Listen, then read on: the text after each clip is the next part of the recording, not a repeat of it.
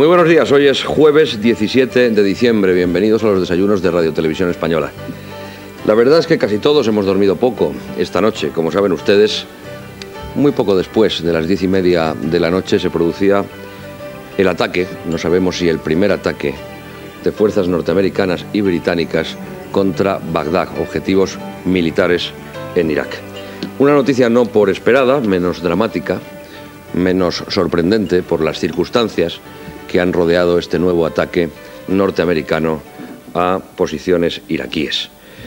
Esa va a ser, sin duda alguna, una de las noticias que vamos a analizar con nuestro invitado de hoy, pero no la única, porque hay otras muchas cuestiones de interés dentro del ámbito nacional, de las que tiene que decir muchas cosas José Borrell. José Borrell, muy buenos días. Hola, buenos días, ¿cómo están?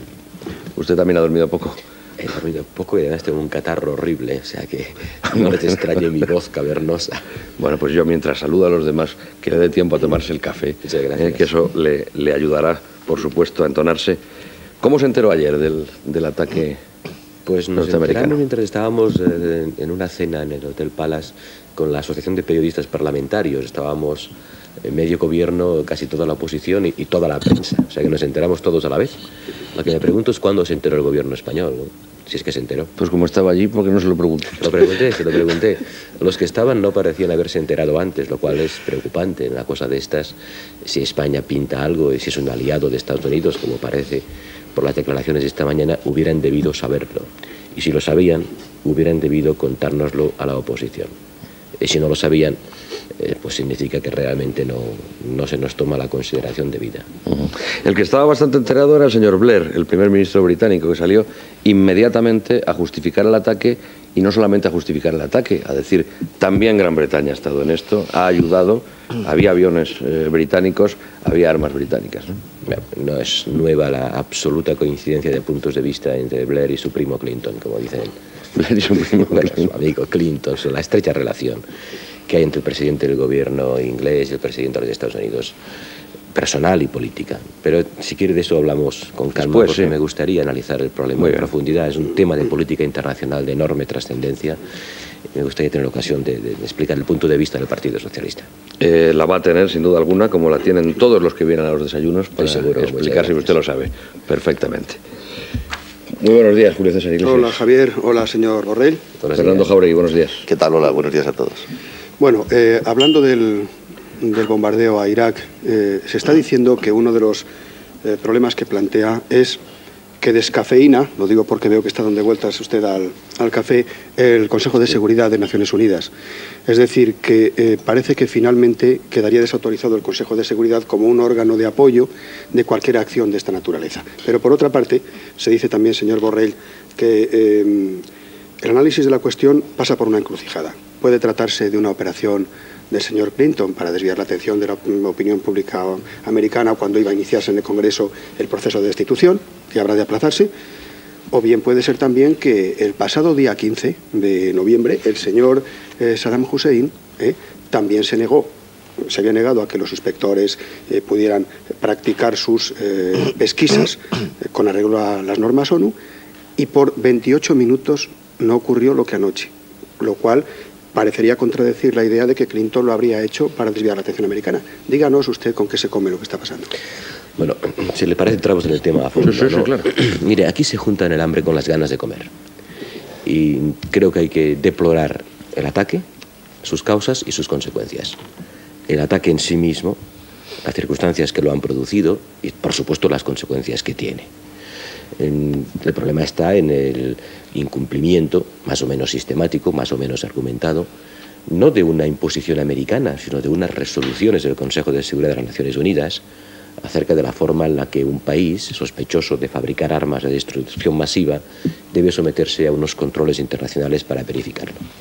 En segundo lugar, hay que deplorarlo también, y lo deploramos, los socialistas lo deploramos, en la medida en que ningún país puede convertirse en el gendarme del mundo. Y por grande y poderoso que sea, y por mucho que trate de defender la seguridad mundial, no es quien para actuar en nombre de una comunidad internacional que tiene sus formas de expresión y de toma de decisión, que son las Naciones Unidas, que en este caso no han aprobado ni mandatado el ataque, al menos no de una forma expresa y explícita. Y en ese sentido, nosotros, socialistas españoles, sumamos nuestra voz a la posición adoptada por Francia y Alemania, que deploran el ataque, sus causas, sus consecuencias, que son las más importantes. Porque al final los platos rotos los paga el pueblo iraquí, los paga un pueblo que está sufriendo mucho y que con esto va a sufrir todavía más. Y hay que pensar realmente en quién soporta las consecuencias dramáticas de un ataque de estos, que no son, desgraciadamente, quirúrgicos, de bombas que destruyen única y exclusivamente objetivos militares. Habrá, seguro, inevitablemente muertos y víctimas y destrozos civiles que se suman a una situación ya desesperada en un país que lo está pasando muy mal, como consecuencia del régimen que soporta y también como consecuencia del bloqueamos del ataque, porque creemos que Estados Unidos ni nadie puede convertirse en el árbitro que ejerce un monopolio de la violencia, porque pasado mañana otro país puede atacar a otro argumentando otra razón, y no creemos que haya que avanzar por este camino. Pero desgraciadamente también hay que deplorar que se produzcan circunstancias que faciliten excusas o razones para que ese tipo de circunstancias se produzcan. Anoche a las 12:30 más o menos de la noche, mientras usted estaba en esa cena, por cierto, con periodistas parlamentarios, donde le dieron una especie de premio Limón, que por cierto usted encajó con mucho humor, según me han contado, porque yo no estaba allí, yo no pude estar allí. Anoche, digo, se produjo un comunicado del gobierno español que usted supongo que conoce. Me gustaría que lo valorase y sobre todo me gustaría saber si ese comunicado se les llegó a consultar a ustedes. No sé si durante la cena esa donde estaban gobierno y oposición todos juntos o no, pero en fin. No, yo creo que el gobierno español no se enteró de nada, a juzgar por las reacciones de los comensales y por la forma en la que se produjo el comunicado, tardío y vago, no se enteró de nada. Y eso es malo por el papel que se supone que tiene que jugar un gobierno como el de un país como España. No se enteró y después pues se sumaron en una reacción tardía mucho más parecida a la de Blair y desde luego muy distinta de la de franceses y alemanes. Hay un seguidismo que nosotros no compartimos en esta materia. Y debo decirles que la primera cosa que hemos hecho esta mañana, antes de venir aquí, es poner en marcha los mecanismos para que el Gobierno comparezca ante el Parlamento de forma inmediata para explicarse y explicarnos. Vamos a pedir que esta mañana el señor Matute, ministro de Exteriores...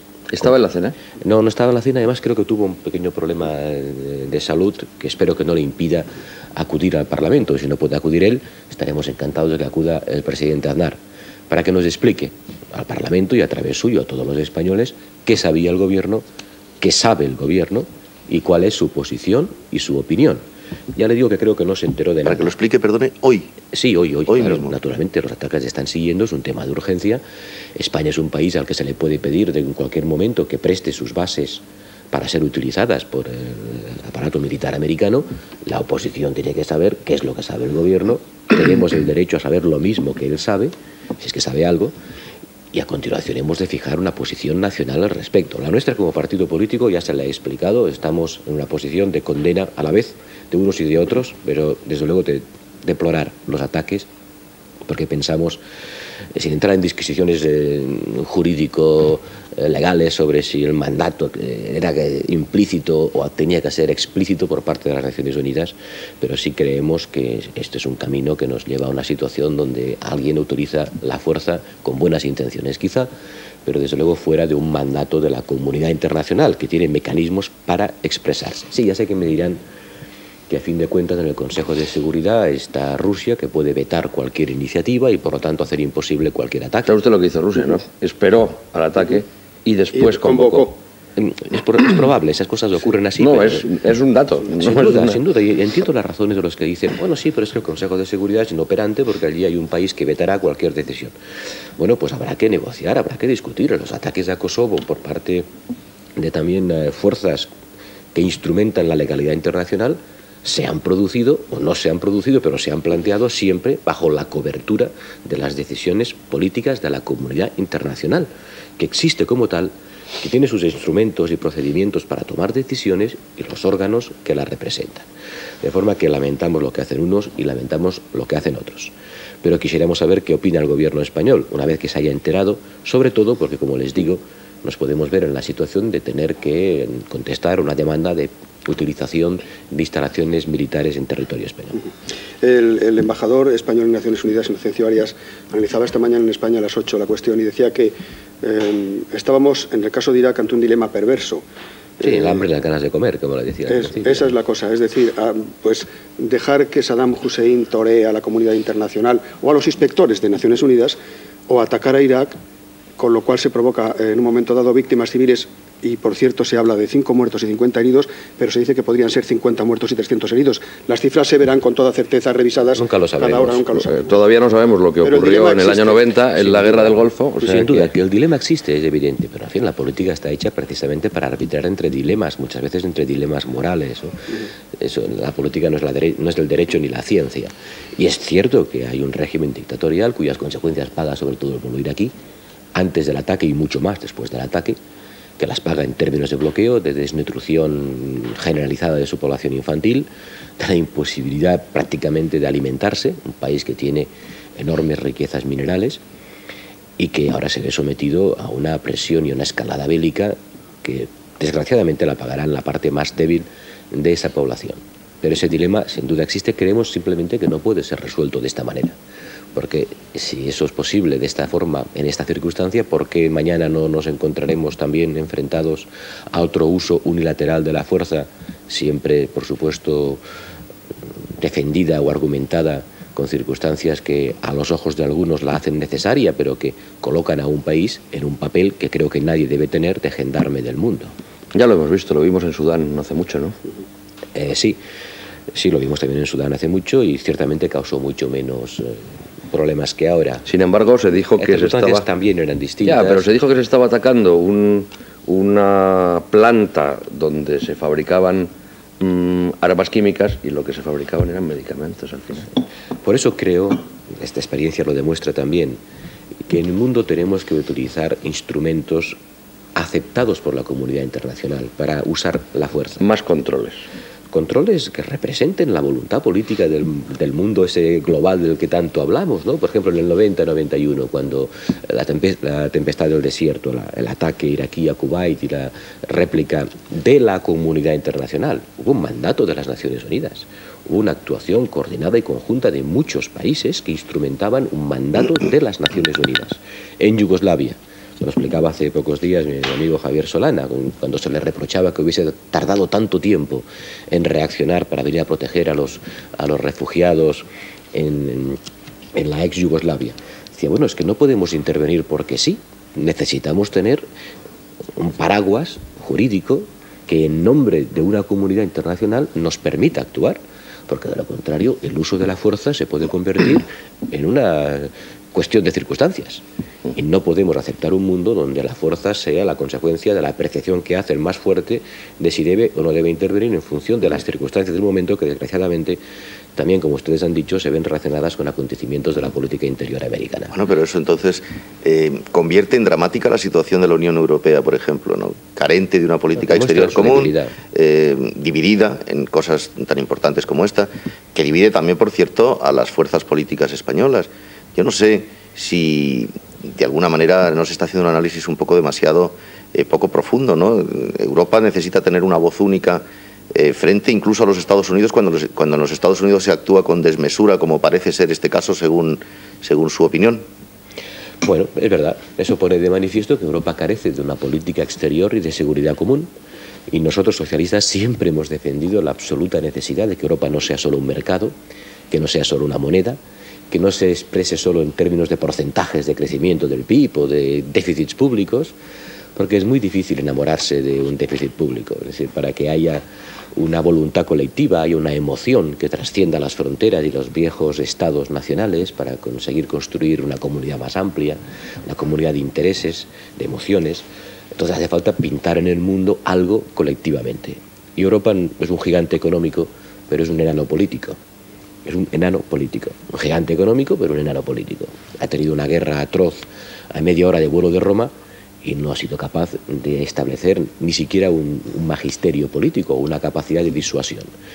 Bueno, eso se andará también, pero es verdad que en eso el gobierno Aznar y el PP y nosotros, pues sin duda tenemos puntos de vista muy distintos. Para Aznar, Europa es un sitio donde se va, donde se está.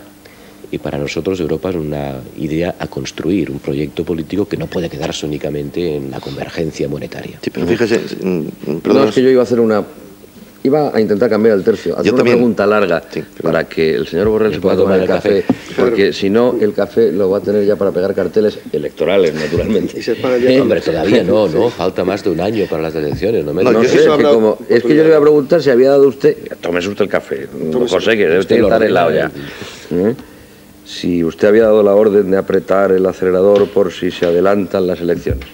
Yo eso lo he leído, yo no sé si eso es verdad o es mentira. El acelerador hay que tenerlo apretado todo el tiempo, pero las elecciones están lejos. Yo no veo ninguna razón por la cual el señor Aznar pudiese anticipar las elecciones, salvo su conveniencia partidista o partidaria.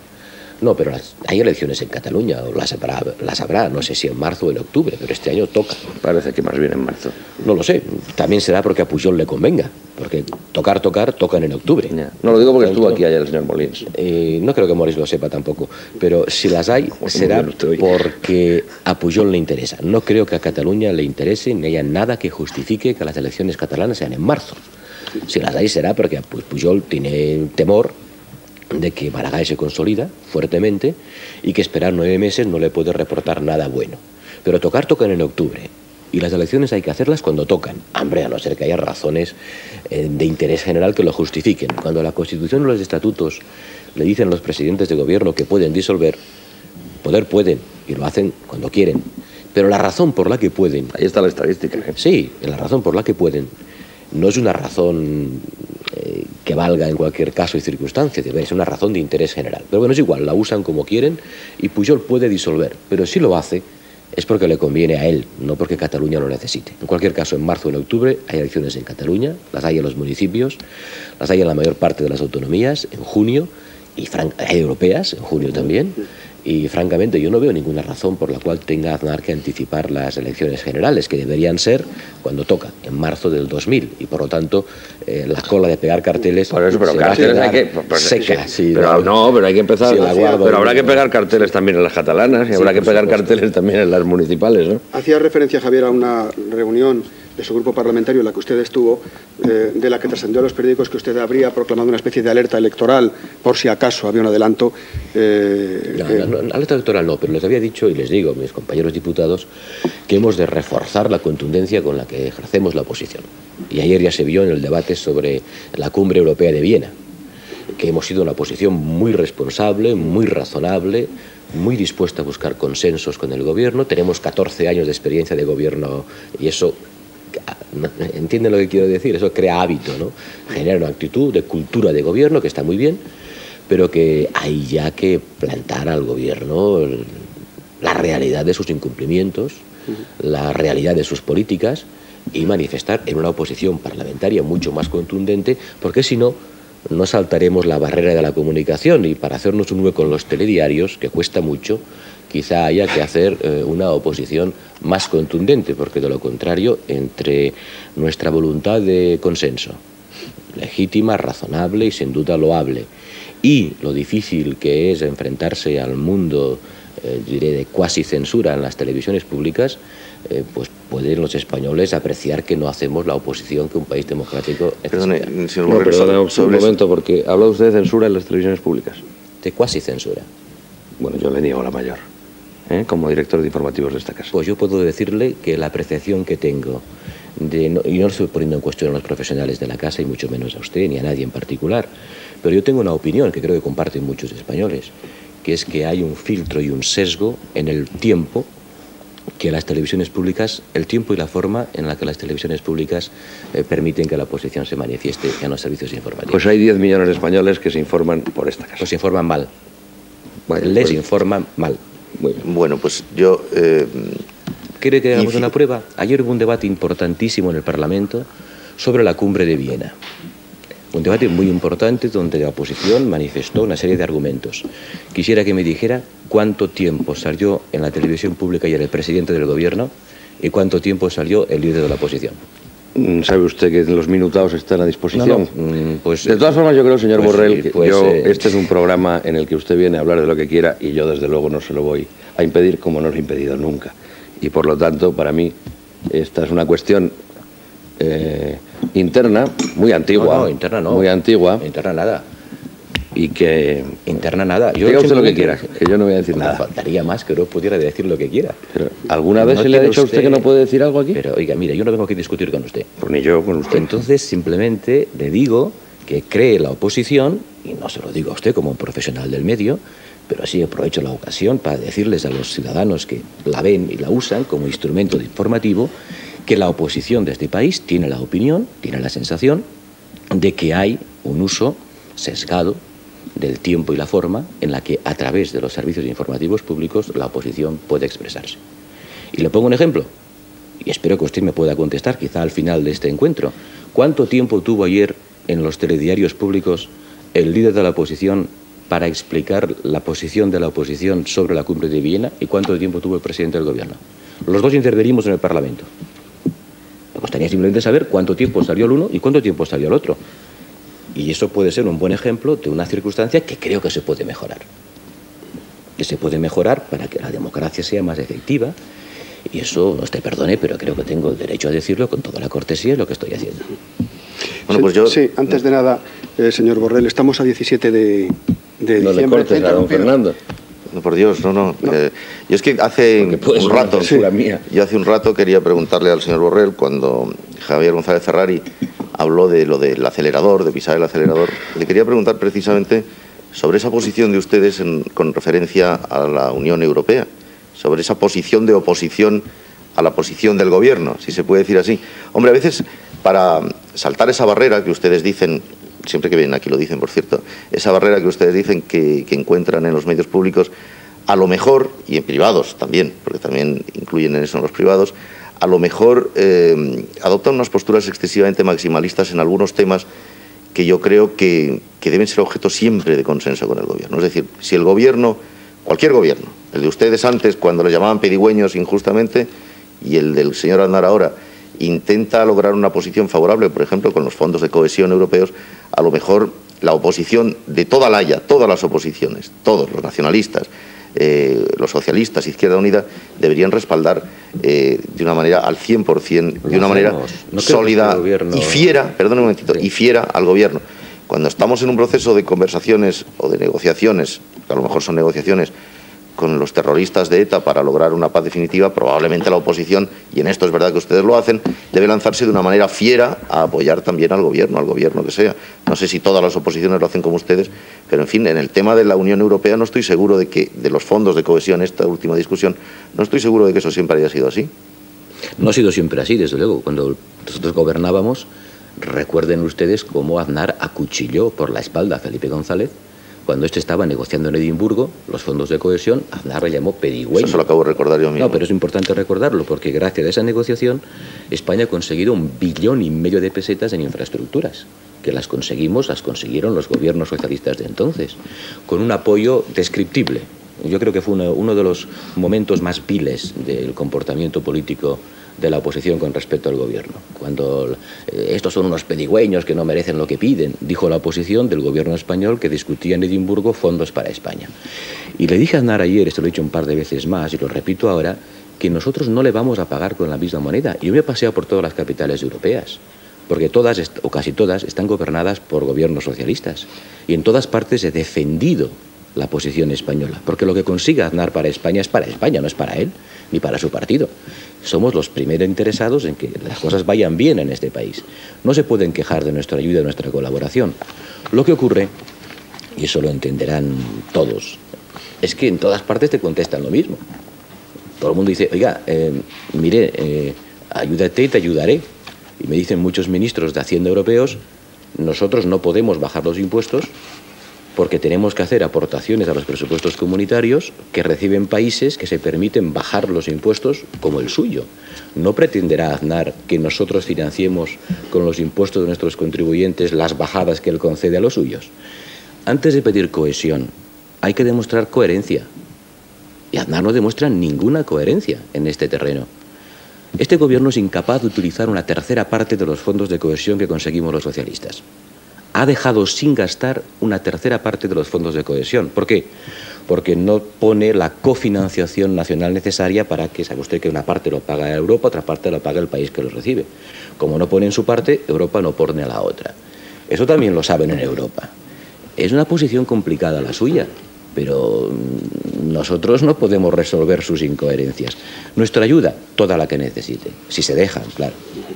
Bueno, sin ánimo de interrumpir, te iba a decir yo, estamos a 17 de diciembre, el día 21 de noviembre hubo una larga noche política previa a la reunión del Comité Federal de su partido, en la cual se decide una nueva situación, en la que usted ha de aparecer como líder de la oposición, y así se ha referido a usted mismo ahora, hace un ratito. Señor Borrell, quería yo preguntarle, porque había una gran atención a lo que ocurriese después de aquel comité, de la reunión de aquel comité electoral, si quedó definitivamente zanjada la cuestión. Usted está instalado en la calle Ferraz, en la segunda planta, tengo entendido, ¿no? Quiero decir, tiene... ¿Qué más da? Bueno, perdóneme, hay cuestiones... En una planta. Perdóneme, hay cuestiones de fondo y cuestiones de forma que han debido de cambiar desde aquella fecha. Quiero preguntarle sobre ellas, porque se pensaba, esta va a ser una herida que se va a cerrar en falso, aparecerán los problemas. Bueno, han pasado no los 100 días que suelen concederse a un gobierno, pero sí ha pasado casi un mes. Quería preguntarle por su impresión personal y sincera sobre los cambios después de aquel Comité Federal.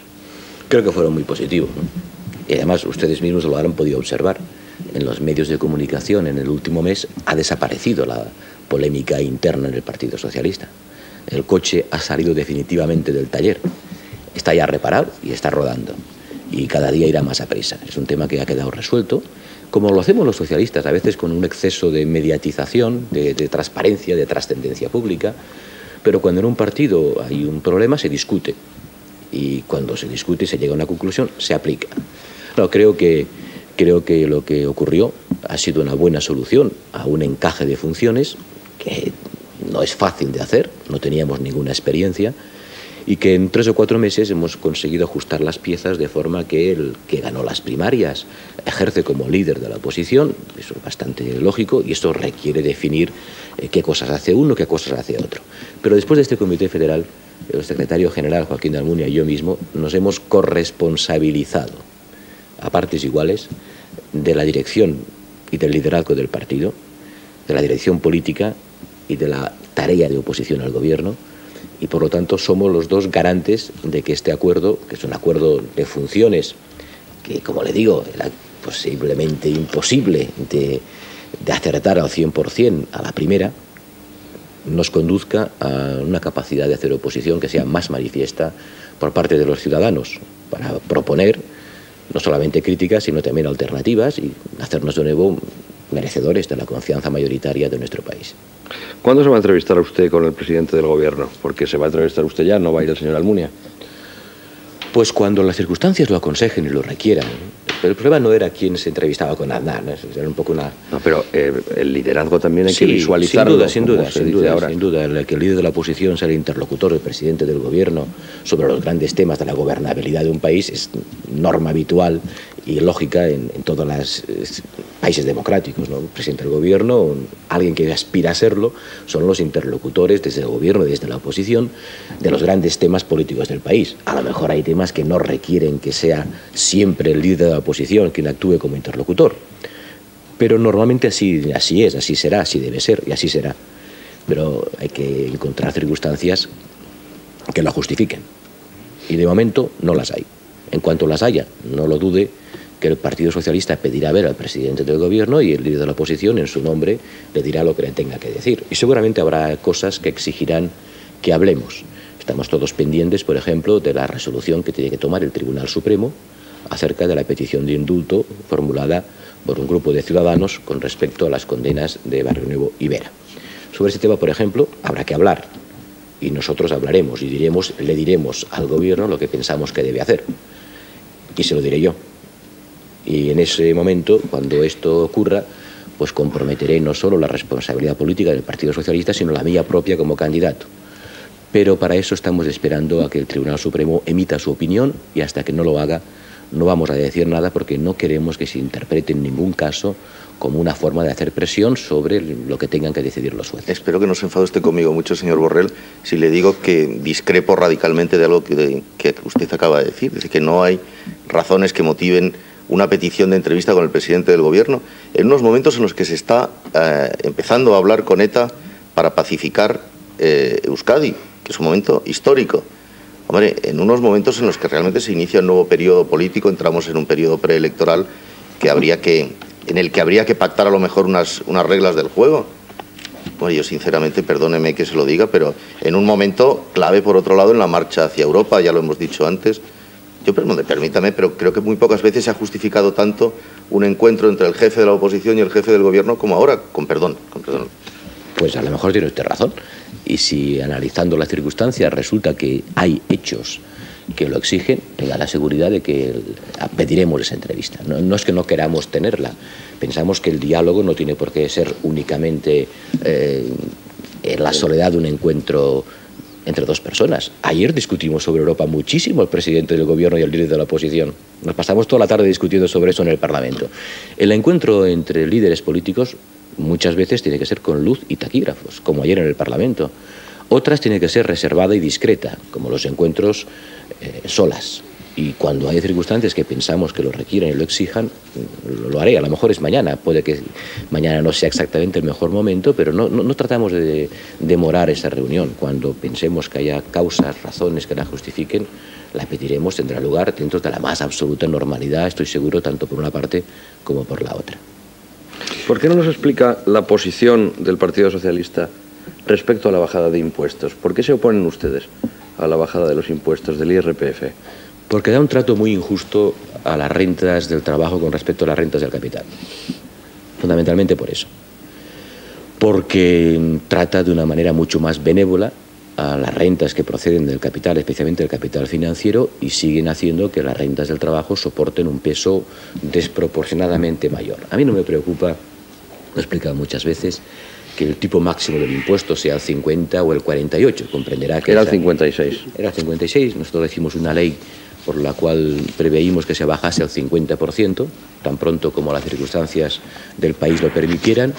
Nuestra propuesta ha sido 50 y a mí me da igual el 50 que el 48. Comprenderá que por eso no vamos a hacer casus belli entre gobierno y oposición, que más da 2 puntos. Aunque ya le he dicho también que no se puede hablar solamente del tipo máximo de un impuesto, porque esto es hablar como de la altura de una montaña sin decir dónde está la montaña. Hay que decir cuál es el tipo máximo y a qué renta se aplica, claro.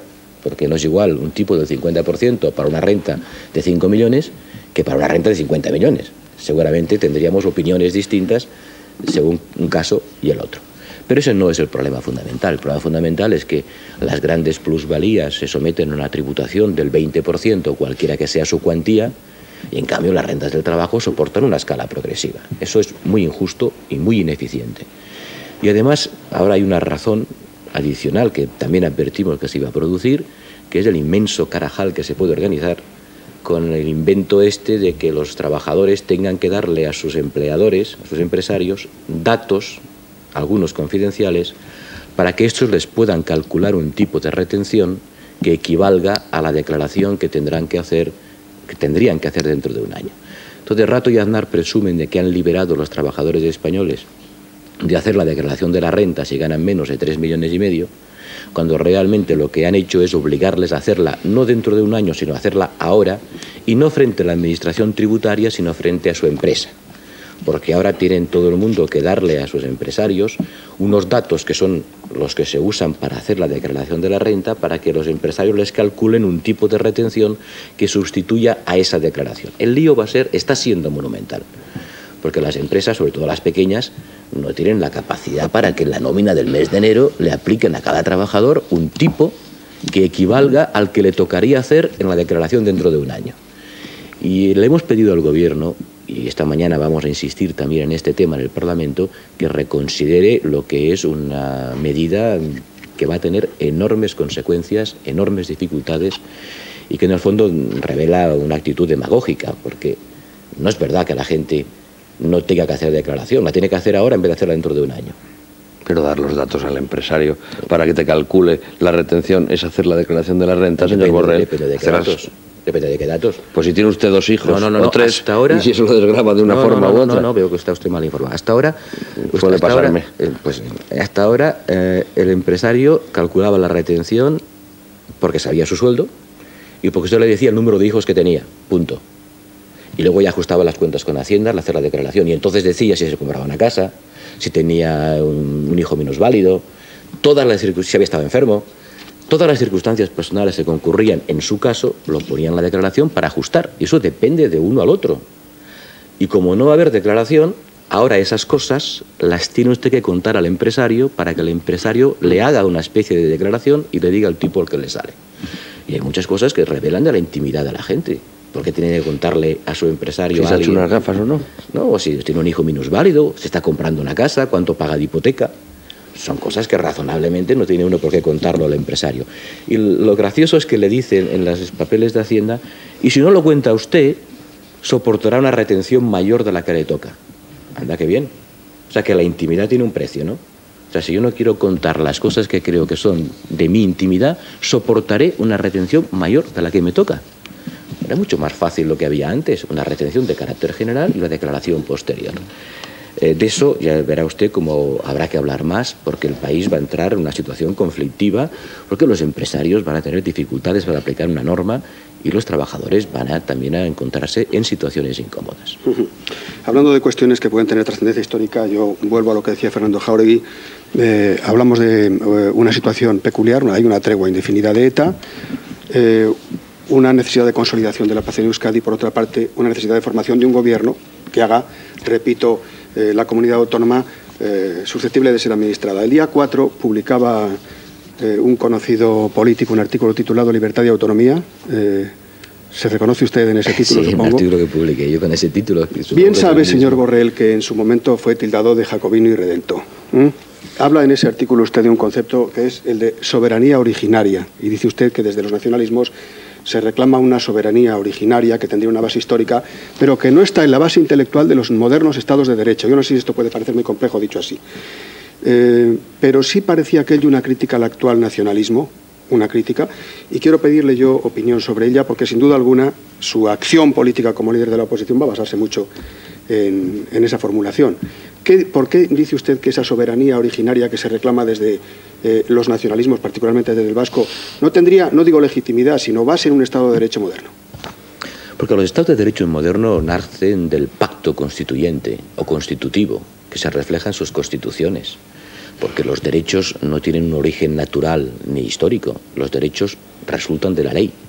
Y la ley resulta de una voluntad colectiva manifestada a través de normas básicas, como son las constituciones y las leyes que las desarrollan. Yo digo a veces en broma que don Pelayo hace mucho tiempo que no vota. Y que, por lo tanto, hacer referencias históricas a los orígenes más o menos míticos de los colectivos nacionales de aquí o de allá está bien para recordar las raíces que todos tenemos y que todos respetamos y queremos, pero que no son base de fundamento jurídico. Hoy, el fundamento jurídico de nuestra convivencia es la Constitución. Yo no soy nacionalista, ni catalán, ni vasco, ni español.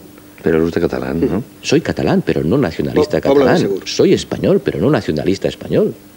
Me siento ambas cosas, me siento muy catalán, me siento muy español. Soy ambas cosas, las soy y me siento. Pero yo no soy nacionalista en el sentido de que para mí la nación no es el arco de bóveda de la acción política. Yo soy socialista. Y socialista viene de sociedad. Igual que nacionalista viene de nación. Para mí lo importante es la sociedad. Es el conjunto de seres humanos que conviven y tienen enfrentamientos derivados de sus intereses y de sus valores. Los intereses que cada cual tiene como persona y los valores que defiende en su concepción del mundo. Y por eso creo que las apelaciones más o menos míticas al pasado para argumentar en base a él la existencia de circunstancias que identifican a un colectivo y lo contraponen a otro, son menos importantes que la voluntad de futuro, que la voluntad de proyectar hacia el futuro unas normas de convivencia que resultan de un pacto político.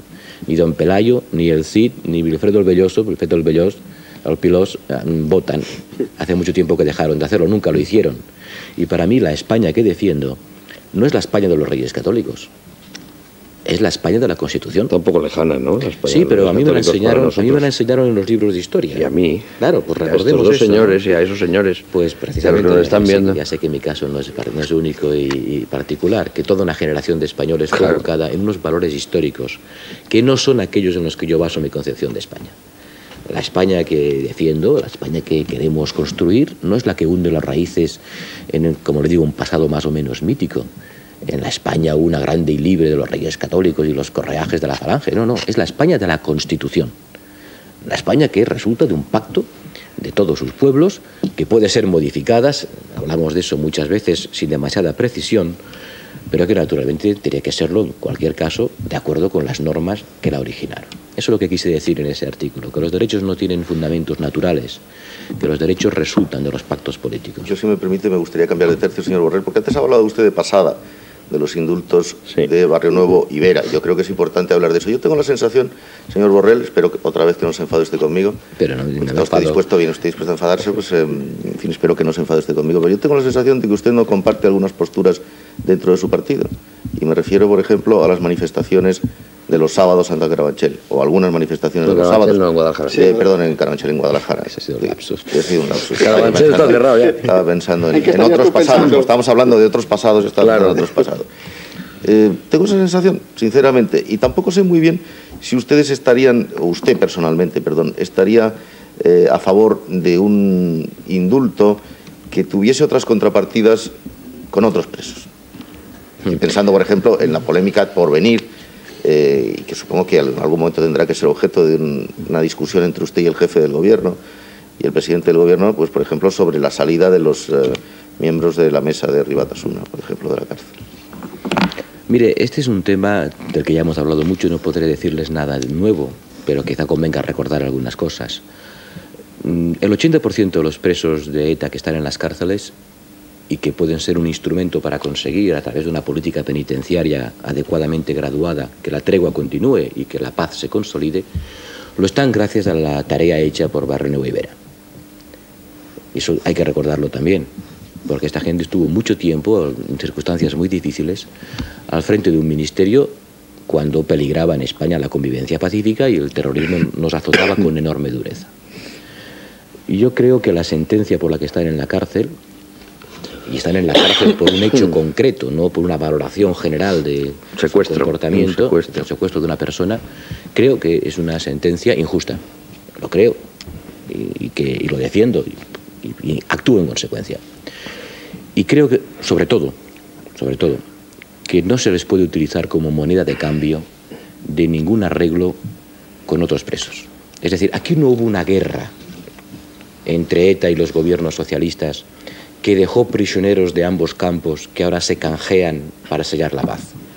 Hasta ahí podríamos llegar. Eso sería totalmente inaceptable. Y ellos lo saben y lo sienten.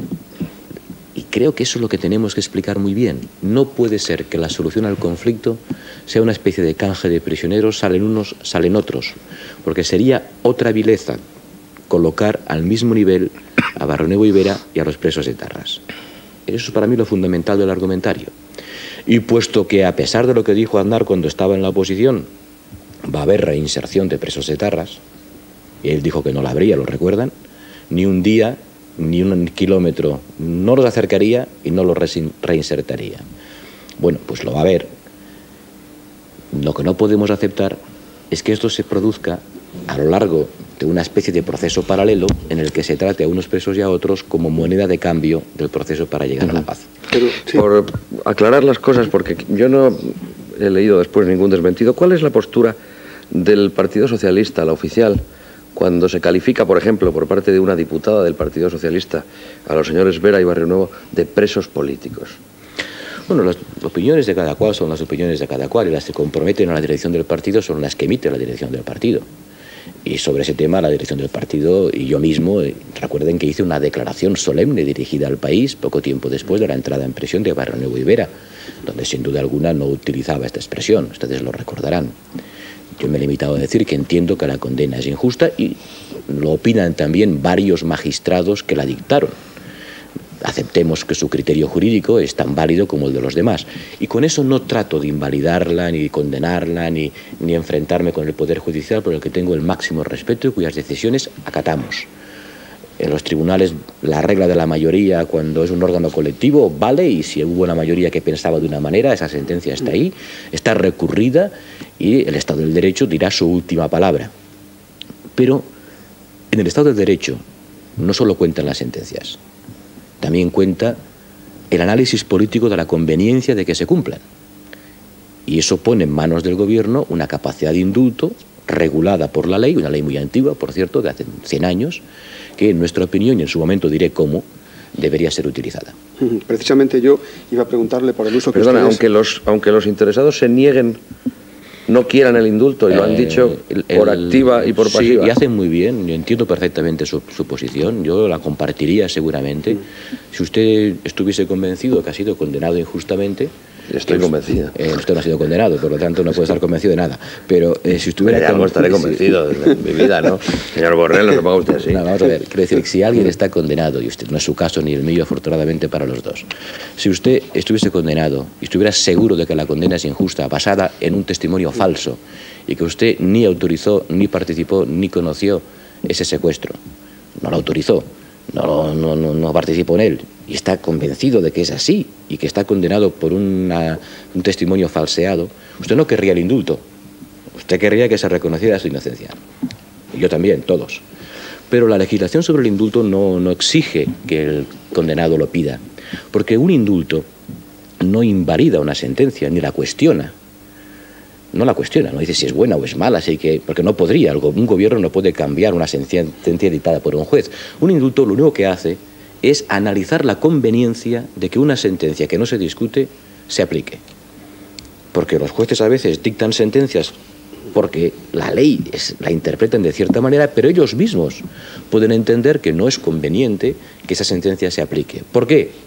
Por las circunstancias del caso. Yo he sido miembro de un Consejo de Ministros durante años y he aprobado un montón de indultos, que nos venían informados por los tribunales, a veces de acuerdo con los tribunales, a veces en contra de la opinión de los tribunales. El derecho de gracia está establecido en la legislación española desde hace más de 100 años, no requiere que el condenado lo pida, requiere simplemente que la autoridad política del país, que es del gobierno, entienda que por las circunstancias que concurren, una sentencia no es conveniente que se aplique. Y eso depende del arbitraje, de la apreciación, del sentido, de la responsabilidad política del gobierno en cada caso. Y sobre eso, ya les digo, tan pronto como el Tribunal Supremo haya dicho su opinión, nosotros, y yo en particular, le diremos al presidente del gobierno la nuestra. Yo iba a preguntarle precisamente por el manejo de la política penitenciaria que ustedes proponen para resolver el problema de ETA, es decir, para que se consolide una paz definitiva. Siempre hemos dicho que la política penitenciaria debería ser utilizada de forma graduada y gradual, razonable, para acompasar las circunstancias que puedan conducir a la paz. Fue Aznar el que proclamó solemnemente que no acortaría en un solo día la condena de ningún terrorista, que no acercaría ni un solo kilómetro ningún terrorista al País Vasco y que no reinsertaría ninguno. ¿O estoy soñando yo?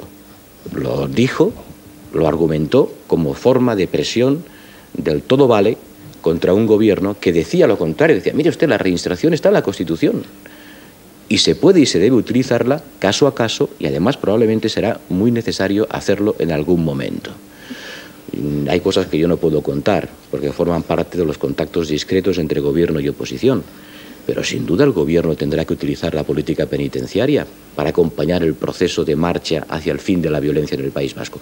Lo que sí debo decirles es que no debería hacerlo solo, que no debe hacerlo sin contar con la otra gran fuerza política del país, con la oposición en general y con los socialistas en particular. Porque lo que tengamos que hacer los demócratas en este terreno tiene que resultar de una voluntad conjunta, expresada, consensuada. Sería muy malo que el gobierno quisiese hacerlo solo, sin contar con la opinión que representan diputados y partidos políticos que tienen detrás también a millones de españoles, a los que hay que comprometer también en lo que tengamos que hacer entre todos para zanjar definitivamente uno de los pocos problemas que quedan de nuestra transición política. ¿Ustedes estaban de acuerdo, ustedes, Ejecutiva Federal... Estamos a 30 segundos al final. ¿Estaban de acuerdo en que en la no entrada en el gobierno vasco del Partido Socialista de Euskadi? ¿O ustedes discrepaban desde aquí en Madrid? En las condiciones en las que se ha planteado la entrada, creo que mis compañeros han hecho muy bien en no entrar. Y también han hecho muy bien en demostrar su disponibilidad para entrar y su voluntad de ejercer la responsabilidad que le han dado los electores. Han querido entrar, no ha sido posible, fue bueno que quisieran, ha sido bueno finalmente que no lo hicieran. Pero lamento que no haya sido posible entrar. Lo lamento, porque creo que un gobierno vasco sin los socialistas es un gobierno más inestable, es un gobierno menos plural, es un gobierno más sesgado hacia soluciones que quizá no sean las mejores para construir una convivencia plural y democrática y pacífica en el País Vasco. Señor Borrell, hemos llegado al final de nuestros desayunos. gracias por haber venido. Muchas gracias. Acabe el Hasta café. la próxima. Ya casi Hasta no mañana. quedará. Hasta No, mañana. la semana que viene. No, hasta mañana. Hasta mañana, que es Mañana viernes, viernes. Julio César. Hasta enero, Hasta febrero. pronto. Hasta febrero. Hasta el mes de enero, cuando volveremos con los desayunos, pero mañana hay desayunos. Estará con nosotros Nicolás Redondo Terreros. Hablaremos de este asunto y hablaremos más en profundidad. No nos falten. Adiós.